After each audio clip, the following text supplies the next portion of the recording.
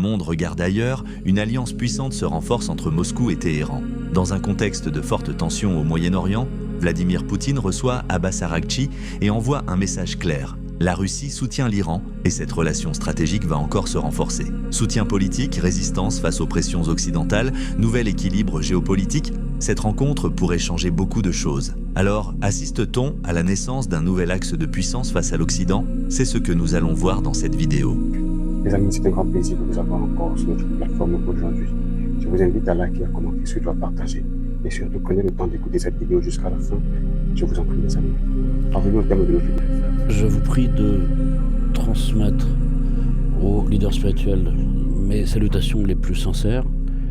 Et je rappelle que la Russie est prête à continuer à apporter son soutien.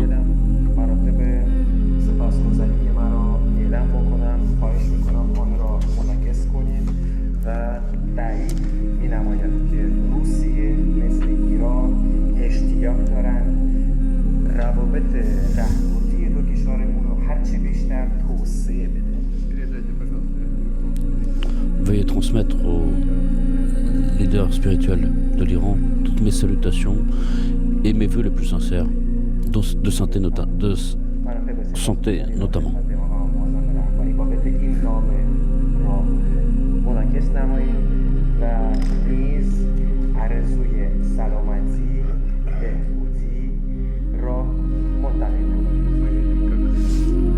Nous voyons l'héroïsme et le courage qui soutient cette lutte pour la survie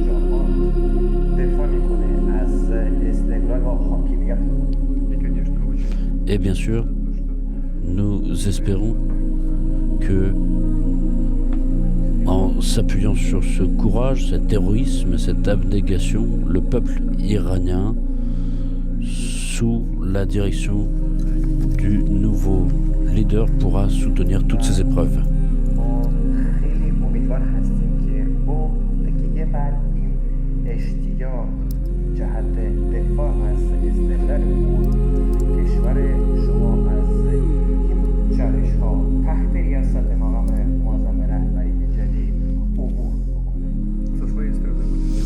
De notre côté, nous ferons tout ce qui va dans nos intérêts et l'intérêt des pays de la région. Et vous connaissez parfaitement notre position.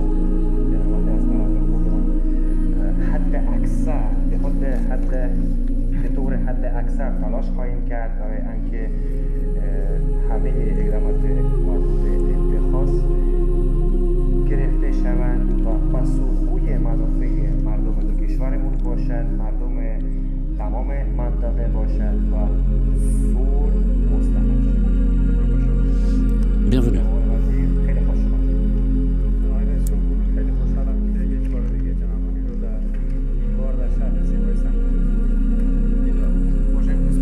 Cher Monsieur le Président, cher Monsieur le Ministre, nous sommes très heureux de vous voir ici.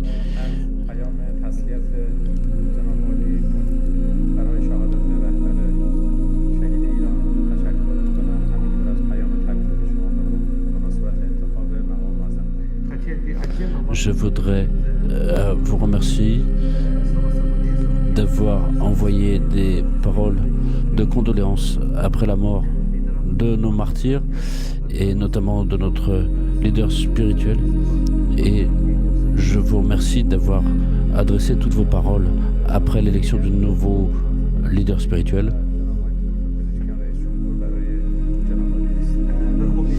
Le leader spirituel ainsi que M. Pezeshkian, notre président, nous ont prié de vous transmettre leurs salutations les plus chaleureuses.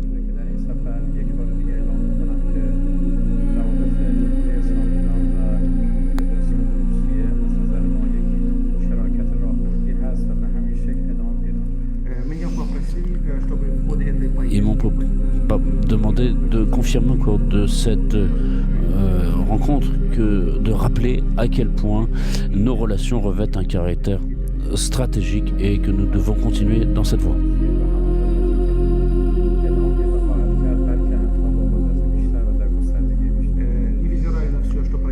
malgré tout ce qui se produit, les relations entre l'Iran et la Russie continueront à se renforcer.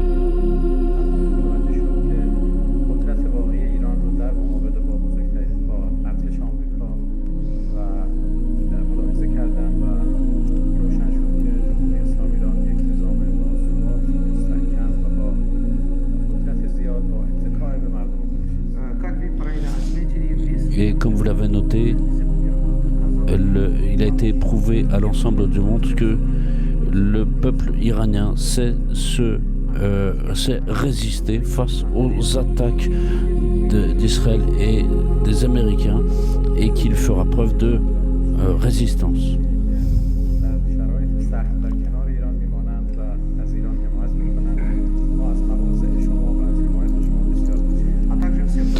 Et nous avons prouvé à tous que l'Iran a des amis, des alliés, comme la Fédération de Russie, qui, dans les moments difficiles, sont à ses côtés. Et nous vous remercions pour tout le soutien qui a été manifesté.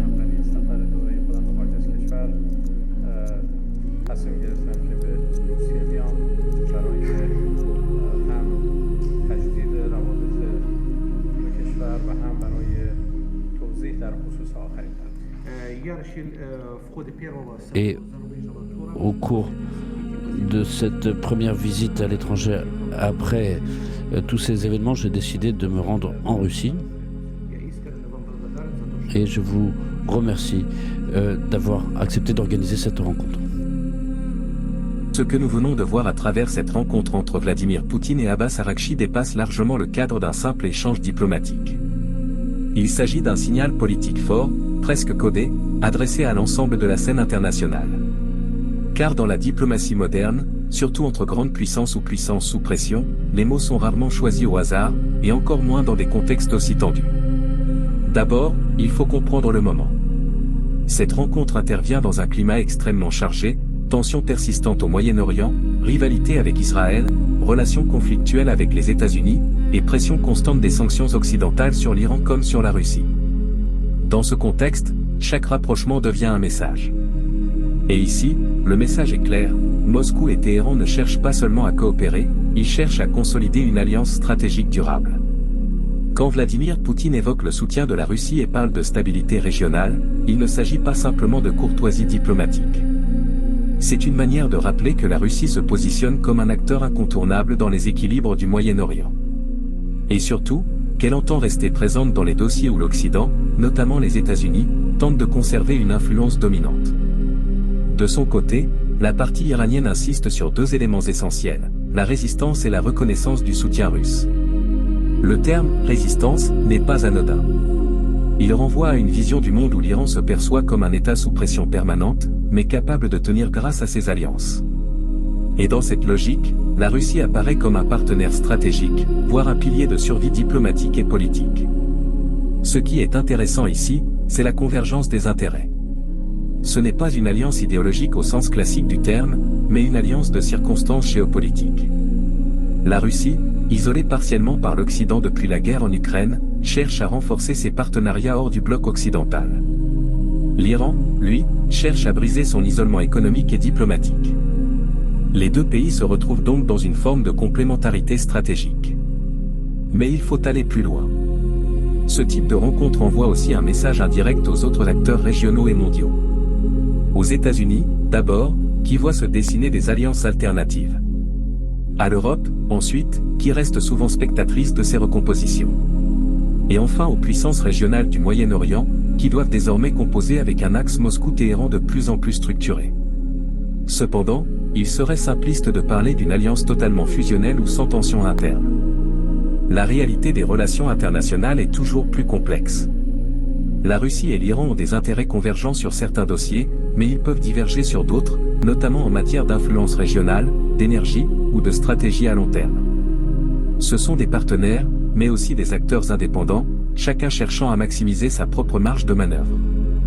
Ce qui change aujourd'hui, c'est l'intensité de la coopération et le contexte global qui pousse ces deux pays à se rapprocher davantage qu'auparavant. Plus la pression extérieure augmente, plus les alliances alternatives se renforcent. C'est une dynamique classique de la géopolitique, les sanctions, les isolements et les confrontations ne détruisent pas toujours les États ciblés, mais peuvent parfois les rapprocher entre eux. Il faut aussi noter un élément symbolique important dans ce type de rencontre, la communication. Les déclarations publiques, les salutations aux dirigeants spirituels, les messages de soutien, tout cela participe à construire une image de solidarité politique. Ce n'est pas uniquement de la diplomatie, c'est aussi de la narration stratégique. Chaque phrase est destinée à être vue, entendue et interprétée par d'autres capitales. Alors, la question essentielle est la suivante: assiste-t-on à la formation d'un nouvel axe de puissance durable? La réponse n'est pas simple. On peut dire qu'un axe est en construction, oui, dans le sens où les coopérations se multiplient, les positions se coordonnent, et les intérêts convergent face à des adversaires communs. Mais un axe structuré, stable et institutionnalisé comme peuvent l'être certaines alliances historiques reste encore à observer sur le long terme. Ce qui est certain en revanche, c'est que le monde entre dans une phase de fragmentation géopolitique accélérée.